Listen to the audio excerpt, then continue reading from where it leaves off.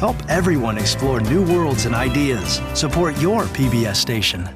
The HDI is on the move. Drones. These aerial robots are replacing manned planes. They're revolutionizing warfare by allowing us to see and kill from half a world away. And they're making science fiction a reality. Now, with unprecedented access to drone scientists, engineers, and pilots. Master Armed. Nova reveals the technologies that make drones so powerful and the breakthroughs that are leading us into the future. Will drones soon replace even the most sophisticated manned planes and become a part of our everyday lives? It started out as a toy for my dogs to chase. The worry is that we'll have 30,000 drones crisscrossing the sky, accumulating all this information. They generate opposition both overseas and at home. I speak out on behalf of the rule of law. Now, enter a new chapter in aviation history as Nova takes you inside the rise of the drones. 3, 2, 1.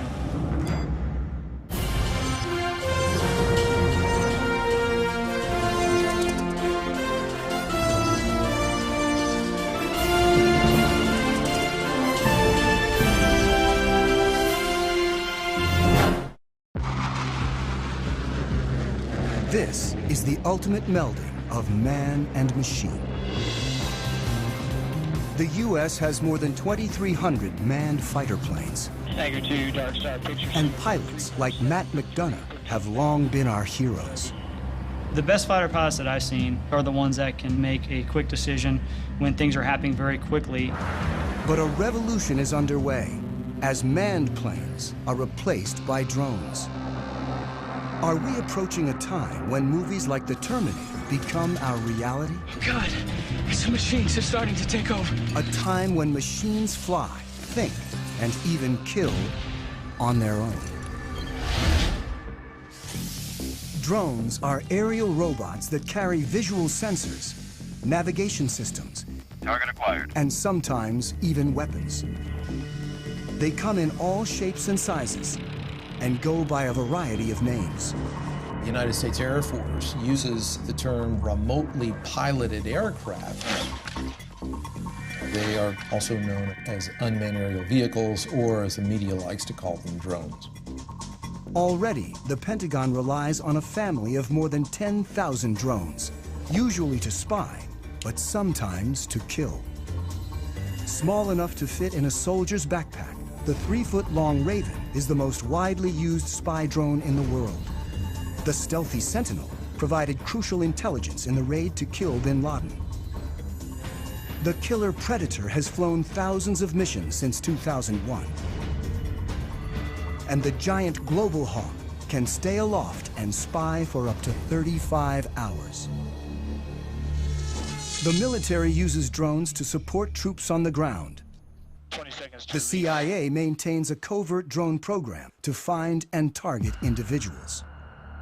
The government claims drones have helped to eliminate up to 70% of Al-Qaeda's top leadership. They've been so effective, the Air Force predicts nearly a third of its attack and fighter planes will be drones within a decade.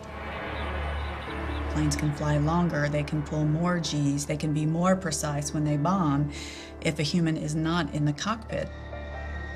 We're entering a new era when the supremacy of even the most advanced planes is being challenged as engineers take the pilot out of the cockpit.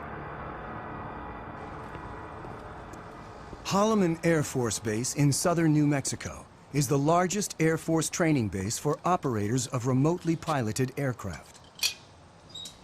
My name is Chad. I'm a captain in the United States Air Force. For security reasons, we've been asked to cover our last names to prevent us from potentially becoming a target of any kind. Captain Chad has flown remotely piloted aircraft in combat for 3 years, and now teaches pilots to fly the world's most famous killer drone. It's known as the MQ-1, or more commonly, the Predator. The Predator has changed warfare, but it's just a hint of what's to come. Where we are in terms of unmanned aerial vehicles is about the same place we were with biplanes right after World War I. We are at the very, very early stages of realizing what the potential of unmanned aerial vehicles are. Unlike complex fighter planes that are engineered for speed and agility, the Predator is built for endurance, so it needs to be light and efficient. It's the weight of a pickup truck or so, about 2,000 pounds, and it's balanced pretty evenly on the wheels. And with one hand here, I can lift it up and set it back down. The propeller-driven Predator cruises at only 84 miles per hour, and its four-cylinder engine burns about 300 times less fuel than a fighter jet. I can't say exactly how long it can stay up, but it is possible to stay up over 24 hours. A typical fighter plane can only fly for about 2 hours without refueling, and short, angled wings keep it fast and maneuverable. But the Predator hovers 5 miles up, often in uncontested airspace, and its long wings maximize lift. So as you can see, it's got some flex to it. With no pilot to protect, a remotely piloted aircraft is much lighter and simpler than a manned plane. On a fighter, the pilot's support equipment and ejection system alone weigh as much as a Predator, which in place of a cockpit has a satellite control system. It's essentially the brains of the aircraft. It gives us the ability to communicate, control, keep link with the aircraft, and navigate it. The Predator's sensor ball carries daylight and infrared cameras. We can easily make out people from 5-6 miles away. The sensor ball also guides the Predator's 2 Hellfire missiles. From right here, we fire the laser, and the laser spot hits the ground, and then once we fire the missile, this is the seeker, so this seeker will find that laser spot on the ground and travel to that spot, giving us a very precise capability of employing weapons. When conducting missions, remote pilots work out of small trailers on the ground. They control the Predator by satellite. This link is what makes it possible to take the human out of the cockpit and fly from virtually anywhere on the planet. It's tight, about the size of a normal shipping container. And a shift, it could be anywhere from 2 or 3 hours up to 8 or more hours, depending on the situation. From trailers like this, pilots of the Predator and its larger cousin, the Reaper, have killed thousands of individuals since 2001. In this clip from Iraq, a Predator pilot sees 2 insurgents firing mortars towards a coalition airbase. He tracks them and finally shoots. Flash. The pilot's role is to support troops on the ground and go after threats while trying to minimize civilian casualties. With such high stakes, pilots like Chad need ongoing training. Today, he'll be flying the Reaper in an exercise 50 miles away in the New Mexico desert. All right, Greg, you're gonna be my HVI. I have Shadow on station. He's gonna be watching you. You're gonna be on a group of former soldiers working for a company called Rally Point will run an exercise in which Chad will hunt down insurgents in a mock village. We'll strike you there. Once you die, stay there, drive. 2 will play insurgents, and 1 will be a soldier on the ground communicating with Chad. About to take off now, so we're going to push the throttle up. And there we're up in the air. The training mission offers a rare glimpse into the mechanics of how the U.S. uses drones to support troops and prosecute its war on terror. The goal is to make it as realistic as possible so pilots can avoid mistakes when in battle. They should be checking in here probably in the next 20 minutes or so. It's going to be an MQ-9 Reaper. Check. If they're at 25,000 feet, which they generally work, we're not going to be able to see them at all. It takes about half an hour to reach the mock village. Drones like the Reaper can fly on their own using autopilot and preset GPS locations. But the Air Force still keeps human hands on the controls at all times. People have this concept of either it's a manned plane and the pilot's doing everything, or it's an unmanned plane and it's something out of the Terminator movies. The reality is It's in the middle right now for both the manned and the unmanned planes. Our mind tries to put it in terms of robot or human, but the reality is a mix. As Chad pilots the Reaper, his sensor operator, Jay, controls the cameras and lasers.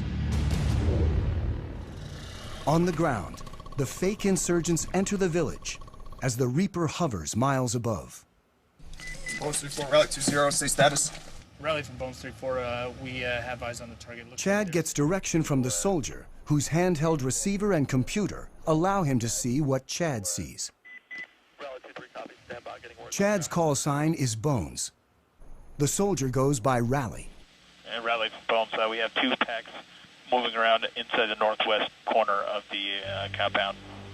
Bones 3-4 from Rally 20, continue to shadow. The soldier directs Chad and Jay to follow an HVI, or high-value individual, dressed in black. Rally from Bones 3-4, looks like the one individual wearing black is now getting on the motorcycle and departing the group. Depending on the situation, the decision to kill comes from an intelligence officer who could be anywhere, a battle commander on the ground, or sometimes the pilot. Bones 3-4 from Rally 20, looks like that personnel is stopping. Bones 3-4, that's a firm, that's what we got up here. All right, what I'd like to do is go ahead and prosecute 9-line Bravo 1. Copy. Master armed. The sensor operator targets using the laser. This will be a run against the target under our crosshairs. 10 seconds to release. Sensor, you ready? Copy. 3, 2, 1, rifle. And Bones 3-4, weapons away. 25 seconds time of flight. The Predator uses laser-guided Hellfire missiles. The weapons that can be used operate with an air distance of less than 9 feet. You can put a weapon through a window-sized opening with ease. 5, 4, 3, 2, 1, splash. Rally from Bones 09, firm, we have splash, standby for PDA. And Bones Rally looks like good splash. Copy, lasers off, and Master Arm is now safe. The efficiency of having a single craft able to find, follow, and eliminate a target like this in real time represents a revolution in warfare. Let's go back to the middle of the last century. During World War II, it took on the order of months to assemble intelligence from a variety of different sources, whether it be airborne, on the ground, to assimilate that information and then determine what targets might be hit. Then it took hundreds of aircraft and literally thousands of bombs to go out and attack a target using that information that had been developed over a period of months. Today, with the capabilities all wrapped up into one vehicle, the Predators and the Reapers in particular, you can accomplish that find, fix, finish cycle in a matter of single-digit minutes. Before the Predator, the military had to design separate aircraft for intelligence gathering and attack. Reconnaissance was key, and after World War II, engineers built ultra-sophisticated spy planes. They went faster and higher than ever before to make sure the pilots and the information they gathered didn't fall into enemy hands. The SR-71 was triple sonic. In other words, it go over Mach 3. Max recorded altitude was 85,200 some feet. And there are several of us that have gone higher than that. Pilot Tony Bavacqua is one of a select group of men to fly the SR-71, a titanium spy plane built during the height of the Cold War that could take photos of the ground with 12-inch resolution from 90,000 feet. Literally faster than a rifle bullet. Even missiles were too slow to catch it. I was the first person in the SR-71 get shot at, and it was over Hanoi. You got an airplane that's going 2,300 miles an hour, and it's very, very difficult to even come close. They figure that the missile exploded about a mile below me, and we're in and out of there in no time. Thank God. The cost of such speed was that the SR-71 needed to be refueled every 2 hours. But there was a slower alternative called the U-2. Bavacqua is one of only 12 pilots to have flown both operationally. I was very proud of being a U-2 pilot because of what we have done and what we're still doing. It's just a magnificent platform, does excellent reconnaissance. Still widely used today, nearly 60 years after its introduction, pilot endurance limits U-2 flight time to 12 hours. It's pretty demanding on their bodies. They have to wear a special high-altitude suit for it, and then it whites them out for a good couple of days. It fatigues them quite a bit to go that high. Manned spy planes are not only limited by human endurance, they also bring the risk of pilot loss. In 1960, Bavacqua's friend, Francis Gary Powers, was shot down while flying a U-2 over the Soviet Union. It was a propaganda field day for the Russians. Powers' cover story was that he was on a meteorological flight. Frank Powers tried to say it was a weather flight, but there was miles of film. And so it was easy to discern what he was doing. Khrushchev denounced the United States with every epithet in his vocabulary. He summarily rejected all attempts of the West at reconciliation. Powers was imprisoned in Russia for more than 2 years, creating a major international incident and clearly demonstrating the need for unmanned spy planes. It was a development from the pilotless aircraft principle. Guidance was by radio from an accompanying aircraft. After reaching altitude... As early as World War II, once at altitude, airplanes could be controlled by radio signals after the pilot bailed out. But for decades afterwards, before GPS, drones were limited by primitive autopilots and navigation systems. In the 60s and 70s, drones crashed constantly, including the most advanced unmanned aerial vehicle, or UAV, the Aquila drone, that averaged a crash every 20 hours. It was a small propeller drone that would fly over the battlefield and gather information and beam it back to you. The problem is, back in the 70s, the technology wasn't ready yet. It was a $1 billion program by the time they got just a couple prototypes. I was frustrated that the U.S. could not make UAVs really work. Abe Karam is the father of the Predator. This is one of 2 small UAVs built in my garage between 1980 and 1983. I was borrowing $18,000 a year from family. That's all we had. Everything was built with the lowest possible technology. We were trying to show that if you design the best you can, then you are going to get performance by design. On his first prototype, the Albatross, Karam placed the engine and propeller in the rear so they wouldn't interfere with the delicate sensors up front. And the inverted tail is also still visible on its famous descendant. Down-deflected tails are there to protect the prop, so when it tilts back, it's hitting the skids and not hitting the propeller. An ex-fighter jet engineer, today Karam designs and builds planes at his company in California. In the 70s, when he started working on drones, he realized that without a pilot in the seat, a whole new world of design possibilities opened up.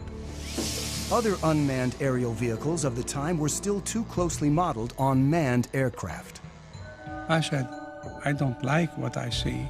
I'm not going to take the engine, and I'm not taking the prop, I'm not taking the landing gear, I'm not taking the computer.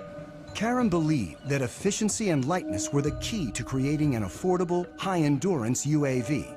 So first, he gave his craft long wings to prioritize lift over speed. When you want to be efficient, you want to be like the soaring birds, very long span wings. The albatross is the best gliding bird, is 20 times more span than the cord. And my albatross the UAV Albatross was close to that. Karam built the Albatross from scratch in his garage. He modified a go-kart engine to burn only 1/10 of a gallon of fuel an hour, and Albatross soon evolved into Amber, a 15-foot-long, 28-foot span UAV with 38-hour endurance. Karam relied on seed money from DARPA, the Defense Advanced Research Projects Agency. Its early investments in artificial intelligence and other technologies led to countless civilian uses and made modern UAVs possible. In the 1970s and 1980s, with significant DARPA impetus and some DARPA funding, a variety of new technologies emerged, including the Global Positioning System, long-range data links, lightweight computer equipment, and composite materials, as well as satellite communications and digital flight controls.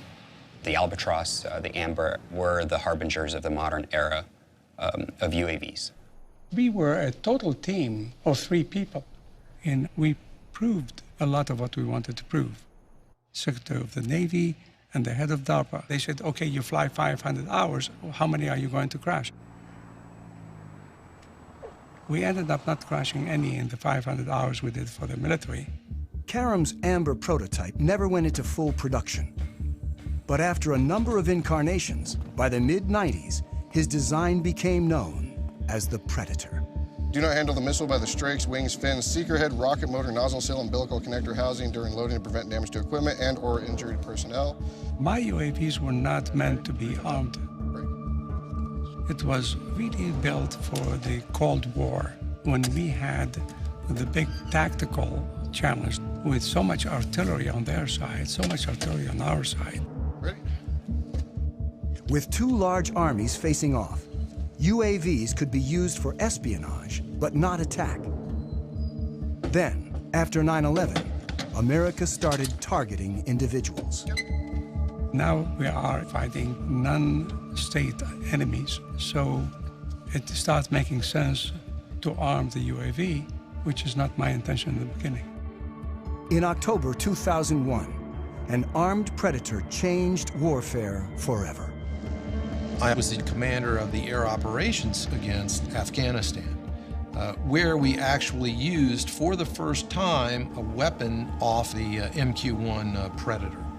The advantages were enormous, order of magnitude beyond where remotely piloted vehicles had been just 10 years prior in Desert Storm.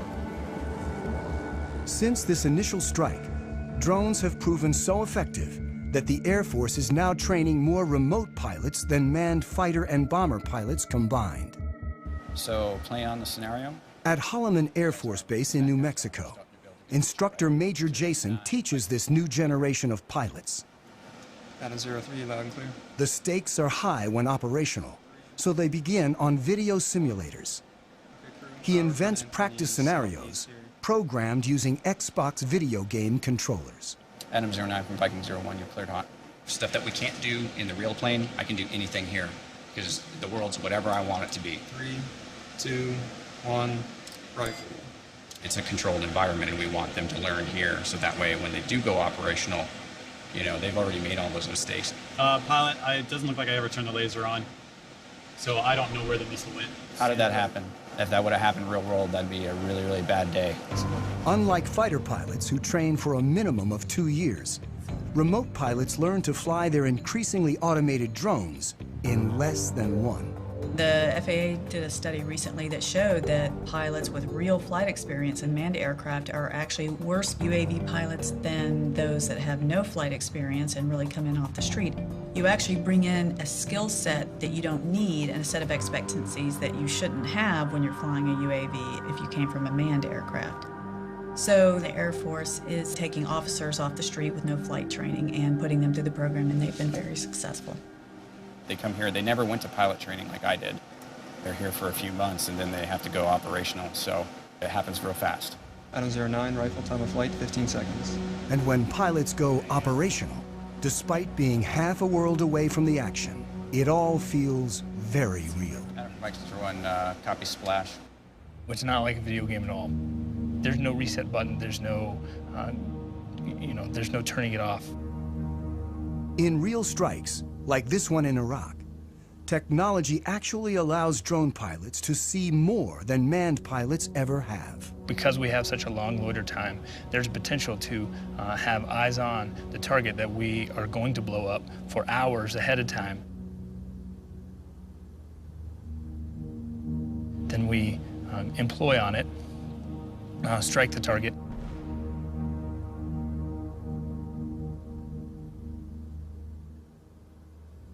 And then stick around for another few hours to watch what happens afterwards. And you have to stay there and then stay plugged in and stay focused on the destruction that you just caused from your aircraft. In 2012 alone, the U.S. carried out hundreds of drone strikes across 4 countries.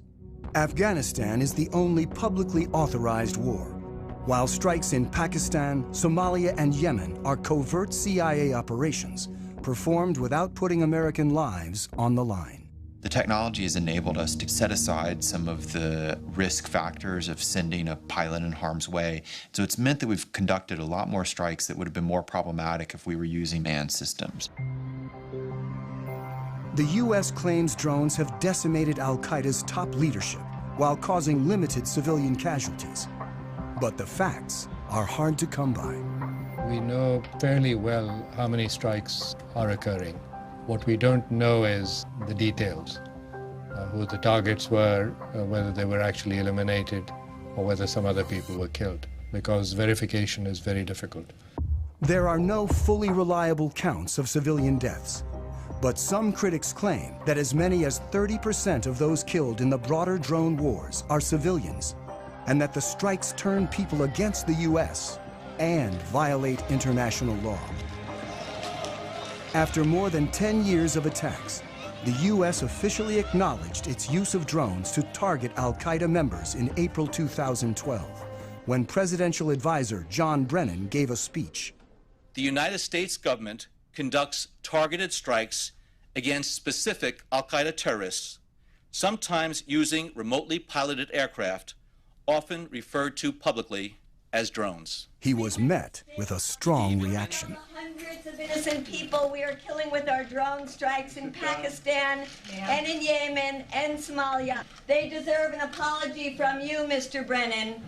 I speak out on behalf of the Constitution, on behalf of the rule of law. I love the rule of law. I love my country. You are making us less safe by killing so many innocent people around the world. Shame on you. Thank you. It's very critical that the U.S. public understand what is happening with the use of this technology, because it is being done in the name of the United States. Drone technology enables America to strike virtually anyone, anywhere with ease, regardless of national boundaries. You've seen this deep controversy that surrounds these strikes into places like Pakistan or Yemen or Somalia, and a whole new series of questions for international law. The fact that you're not flying a human being across a national boundary still makes it an invasion of a country. We've entered an era where we are conducting an array of operations using unmanned systems that in a previous generation we would have called war, and we would have treated like war. When you're conducting more than 300 airstrikes into a country, you're conducting the equivalent of at least an air war campaign, but we don't call it that now. Drones can strike with pinpoint precision, but their visual sensors are limited in ways that can lead pilots to make mistakes. As they stand now, the limitations they have with the Predator is not being able for the pilot to look around and see what's going on. When the operator zooms in to see detail, it's like looking through a soda straw, and the pilot loses the broader picture. These individual little small sensor balls could generally see only a very small area on the Earth, even if you're up at 20,000 feet. I can't look out and see that maybe there's something else going on outside and around me. So the crew's grasp of the situation can be limited. And when they zoom in, they sometimes lose sight of key details on the ground. This secret 2010 transcript, obtained by journalists through the Freedom of Information Act, reveals what can go wrong. While supporting forces on the ground, a Predator team mistook a convoy of Afghan civilians, including women and children, for militants. The pilot asks, "Is that a rifle?" The answer is, "Can't really tell." After hours of monitoring, the ground commander calls in a strike. And 23 civilians die, in part because of limitations of the sensors. But engineers are working to create new sensors that can see more in greater detail than ever before. Today, we've developed sensors that can watch with an all-seeing eye and see an area about the size of a small city, all at one time. This is the next generation of surveillance. For the first time, we actually have permission from the government to show the basic capabilities. It is important for the public to know that some of these capabilities exist. Engineer Yanis Antoniadis designed the new sensor, known as Argus. With 1.8 billion pixels, it's the world's highest resolution camera. Argus fits inside this pod that attaches to the belly of a UAV. But because much of the work is classified, we can't see the sensor itself. Because we are not allowed to expose some of the pieces that make up the sensors, so you get to look at pretty plastic curtains. Also known as Wide Area Persistent Stare, Argus is the equivalent of having up to 100 predators look at an area the size of a medium-sized city at once. This image was taken 17,500 feet above Quantico, Virginia, and covers 15 square miles. This whole image is at a very, very fine resolution. So if we wanted to know what is going on in any spot along this image, say near this building at this intersection, we can generate a moving image that shows what's going on in the area. Simply by touching the screen, Antoniadis has opened up a window showing a detailed area, while still maintaining the broader context. And everything that is a moving object is being automatically tracked. The color boxes represent that the computer has recognized the moving objects. You can see individuals crossing the street. You can see individuals walking in parking lots. There's actually enough resolution to be able to see the people waving their arms or walking around, what kind of clothes they wear. And you could pick the location of where you produce these images anywhere in the entire field of view. Antoniadis can open up to 65 windows at once and can see objects as small as 6 inches on the ground. From even 17,500 feet, the white thing that you see flying around is a bird. Argus streams live to the ground and also stores everything, 1 million terabytes of video a day, which is the equivalent of 5,000 hours of high-definition footage. So you can go back and say, I would like to see what happened at this particular location 3 days, 2 hours, 4 minutes ago, and it would actually show you exactly what happened as if you were watching it live. To create the world's highest definition camera, Antoniadis needed to design a new imaging chip. But DARPA, the project's funder, wanted to move fast and keep costs down. So he borrowed technology that most people have in their pockets. Inside this cell phone, okay, we find a tiny little camera. So if you were to take off the majority of it, you'd be left with an imaging chip. If you were to take 368 of these and make a big mosaic out of them and start shooting images, now you have Argus.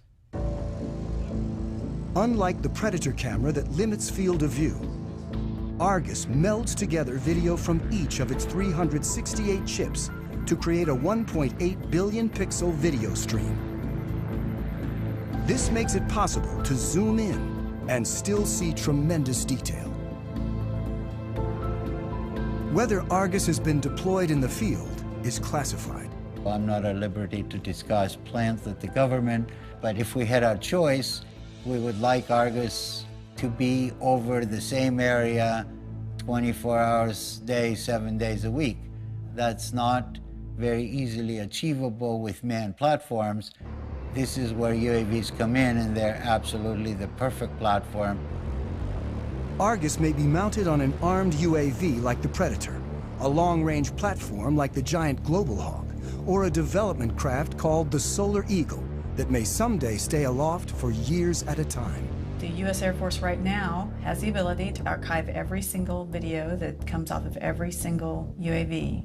We're moving to an increasingly electronic society where our movements are going to be tracked. While technologies like Argus are expanding the reconnaissance power of UAVs, unmanned aircraft remain vulnerable in other ways. The Air Force's large drones still crash more often than manned planes. The $100 million Global Hawk is nearly 3 times more likely to crash than the U-2 it was designed to replace. Even if there's no pilot to lose, when a drone goes down, it can still be a problem. It doesn't take a thermonuclear brain surgeon to figure out that if you are operating a highly advanced, technologically capable system, that you'd prefer not for it to fall into adversary hands. In 2011, an American spy drone, the RQ-170 Sentinel, was lost over Iran. There was a problem with the aircraft, and it landed in an area it shouldn't have landed in, and that's about all I'm going to say. The Iranians claim they hacked into the drone's control system and took over the craft. And in theory, it is possible to take over any computerized system. You could never call up Maverick in his F-14 if the movie's, Top Gun, and you say, Maverick, Talk to me, Goose. recode all American jets as Russian jets. Tom Cruise would have, laughed his weird cackle and said, no way, man. With a computer, you can do that. Either jam it or even more so, co-opt its operations. And it's a whole new era in war. Opens up a lot of new possibilities and, of course, huge new dangers to think about. Why the Sentinel went down remains classified. But experts point out that drones often crash for very basic reasons. UAVs sometimes aren't that smart. Their self-diagnosis isn't all that smart. And by the time they have a problem, it's too late. You lose the link, lose power, and you're gone. Control can be lost for a number of reasons. When Reaper pilot Chad simply banks too sharply, he loses the satellite link. Uh-oh. The picture freezes, and he's momentarily flying blind. That was me turning. He quickly levels the craft and restores the link. I was turning aggressively, and it had trouble keeping up the satellite link. There is a degree of vulnerability involved with remotely piloted aircraft that have a command link, or they're actually operated by operators, that you can overcome by having a human in the cockpit. Dark Star, football. If for some reason I all of a sudden hear an increase in airspeed, I start to feel a roll, and I'm not intending for that to happen, well, something is going wrong, and I now need to make sure that I'm doing what I need to be doing. Unlike manned planes, drones depend on control links that can be lost, or potentially, as may have happened with the Sentinel, even taken over by the enemy. But what if a craft could operate on its own, free of any links, and even make its own decisions? In a lab at the University of Pennsylvania, Vijay Kumar is funded in part by the military to create autonomous drones that don't need external links, and like us, can sense their environment. What you see on this robot are these two chips here, which are essentially rate gyroscopes. These play the same role as the semicircular canals in the human body located near the ears, which essentially tell us orientation. So the rate gyroscopes that are on board can actually measure these angular velocities at thousands of times a second. This chip here is the accelerometer, and this allows the robot to sense accelerations in the lateral direction. So these are analogs to the otolith organs that measure acceleration in the human head. When a human pilot feels an unexpected change in acceleration, he knows to adjust the aircraft. And the robots do exactly the same thing. The sensors adjust the craft by changing the relative velocities of the rotors and allow the drones to follow a leader with precision. A fundamental problem in coordinating multiple robots is the ability to maintain formations.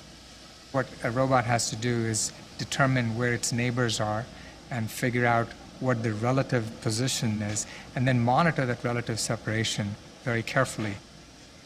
You only need to tell one robot how to move, and the other robots essentially maintain formation by just keeping a specified relative distance. In the figure eight, they come within inches of each other, so they have to combat aerodynamic effects from their neighbors, and they have to have very, very precise control. And all that is done autonomously.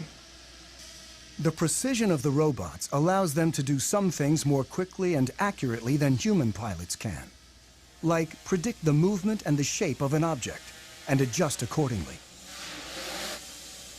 In terms of acrobatics, I think it'll be hard to beat what a robot can do. The neuromuscular system in the human body, there may be delays of the order of 80 milliseconds to 200 milliseconds before you actually take an action in response to what you see.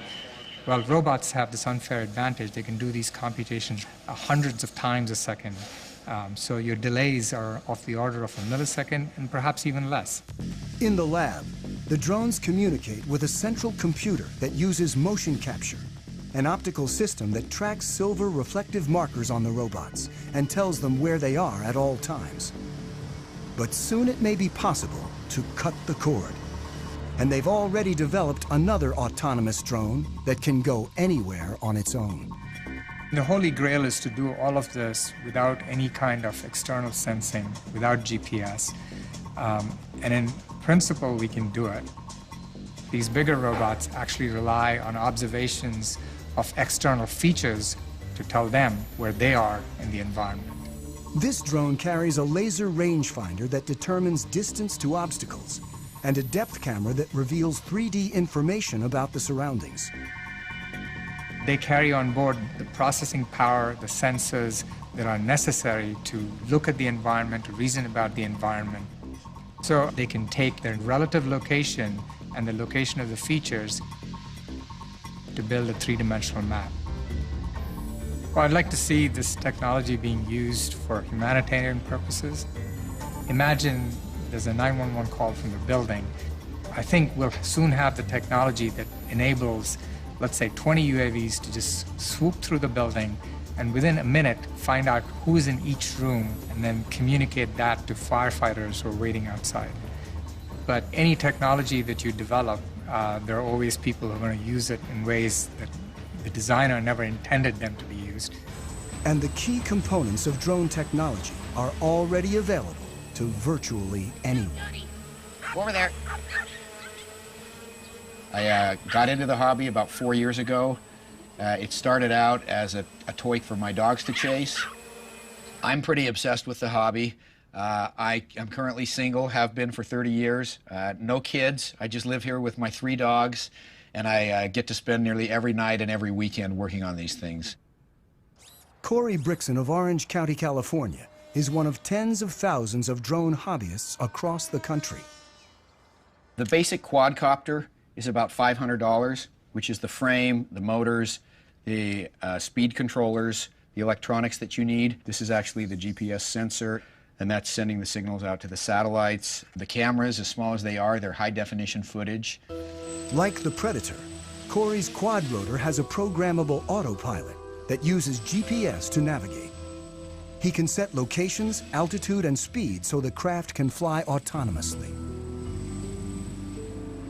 Corey flies for fun, but drones, small and large, are increasingly used domestically for more serious purposes. The Border Patrol searches for illegal migrants with Predators. Police departments are turning to smaller drones for reconnaissance. And thousands of individuals use them for their own, sometimes political, ends. We don't consider ourselves to be animal rights activists. We're investigators. Some of our targets are the pigeon shooters in Pennsylvania, so we had the copter up filming what's going on. There were a couple of shots and it's slowly losing altitude. And then it takes one more shot and it's down in the trees. You can hear the shooters start cheering and laughing and all that kind of thing. What they didn't know is that we had more. This incident is the first known shoot-down of a domestic drone, but it may not be the last. The spread of drones has raised concerns about privacy and even led one senator to propose legislation limiting domestic use. I think anybody that can use a device to peer into your activities, even if it's from the air outside your window or the air above your property, I think there's a right to privacy, and I'm all for making sure that all these drones don't come back from Afghanistan and Iraq and get put to purpose here that isn't consistent with our constitutional bearings. The worry is that in 2 or 3 years we'll have 30,000 drones crisscrossing the sky, accumulating all this information. It's a game changer, but it's not just an American revolution. There are more than 55 other countries right now that are building, buying, or using military robotics, particularly in the air. Iran recently announced it has its own armed drone with a range of over 1,000 miles. It's not known whether any of the technology was adopted from the lost U.S. Sentinel. But in the drone's arms race, the U.S. is constantly developing new technologies, like a small flying camera with a twist called Switchblade. The Switchblade will launch out of this tube, and the wings, the tail, the propeller will all spring open. That's why it's called Switchblade. And so when the operator finds the target by looking into the viewing screen, he'll then send a command to the Switchblade that'll enable the Switchblade to basically hone in on that target and detonate its explosive charge upon contact. It's a tool that our customers are very excited about, and it's a tool we think will protect our forces and help save innocent lives. Switchblade's already been deployed, and a killer drone that may someday replace a manned fighter is on the horizon. And it's really about a decade ago, some folks got together and they said, what if we want to put unmanned aircraft on an aircraft carrier? How do we do that? This X-47B prototype is the world's first tailless fighter-sized drone. But it's still a year or two away from its first goal, to take off and land on an aircraft carrier.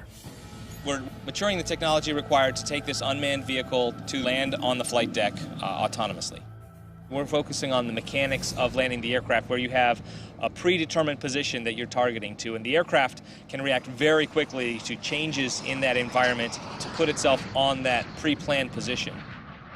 The system has a lot of sensors, a lot of instrumentation on it, so it knows how all of its subsystems are behaving. It knows how its engine and all of its control surfaces are performing at any time. It'll turn where we expect it to turn, it'll come back when we expect it to come back, and it'll land on the runway that we planned. Drones are no longer just eyes in the sky, and someday UAVs like the X-47B may be involved in sophisticated attacks alongside manned jets. It's the idea of the mix, the team working together. That's probably the future. You won't see every plane on the aircraft carrier be one of these. So right now the vision is, oh, we'll just have one or two.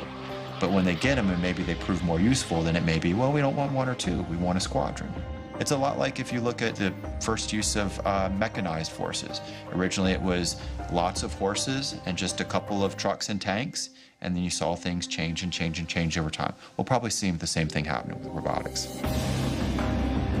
As drones like the X-47B mature, they'll become more autonomous, likely conducting bombing runs, then more complicated air-to-air operations. Even as policymakers debate the rules of engagement for drones, technology is moving forward toward a time when drones might operate with intelligence that more closely resembles our own. But for now, they can't do what a pilot can. When you get an aircraft like this over hostile territory, you'll have potential targets or threats that will pop up unplanned. So what we haven't done yet is develop the technology that would then react to those unplanned targets or threats. Thank you very much for coming to Pax River today. I think UAVs of the future will certainly be able to exhibit increased levels of autonomy. But I think if you were to ask most autonomy researchers or most AI researchers about whether the rise of the machines type scenario is a real concern, their response would be, we should be so lucky. And in fact, if we could get little slivers of that kind of adaptive and cognitive capability into systems, that would be a very significant breakthrough over where we stand today. Angry T-class check. I've flown about 2,000 hours, and the missions that I've flown seldom go as planned. There's a lot of pieces that you cannot plan for.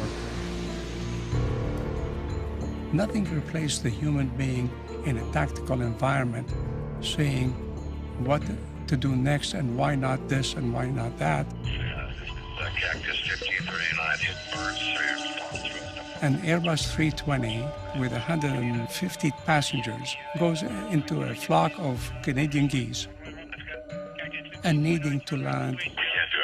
I can't do it. I'm going on the Hudson. You want to be in a robotic 320 in that situation? Or do you want Sullenberger to land you? Because you can't anticipate everything. This ability to respond to the unknown may be the final hurdle if drones are ever to fully replace manned planes and start making decisions on their own. I think we're far, but let me say, I am the last guy who says, impossible. As human ambition drives innovation forward, the only thing that's certain is that the Predator and other drones of today are nothing compared with what's to come. Ultimately, DARPA's mission is the creation and prevention of strategic surprise. So if we are successful, we will all be surprised. Historically, you look at when the Wright brothers first flew in 1903. 100 years later, we were actively flying remotely piloted aircraft. So we're kind of on the ground floor now. There's nowhere to go but up.